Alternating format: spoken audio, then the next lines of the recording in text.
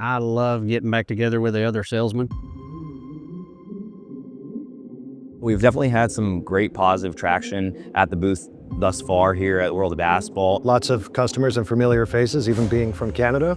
It's a fantastic experience for our group. There has definitely been talk around the Pothole Patrol and the Cybertruck that has been circling the show and that has been out front of the venue space. We now make you the first Pothole Patroller in the United States.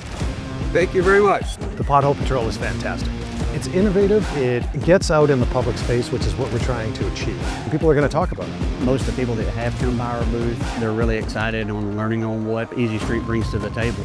Efficiency has been a topic of discussion outside of our industry too, right? There seems to be a lot of focus and emphasis on crushing this year. If we can find a cheaper means to crush our material, it's beneficial to Easy Street as the product, because then we could do it ourselves. One of the larger topics is EPDs, environmental product declarations. Essentially, it's environmental score, but it ties into efficiency. From an environmental perspective, we're using biodiesel in a lot of our blends. If we look at the efficiency of putting a patch in numerous times, rather than just putting the patch in once with Easy Street. When you go into a small town or municipality and they can't afford the big paving spread, I'm basically telling them, here's a bag of asphalt, you can do it yourself.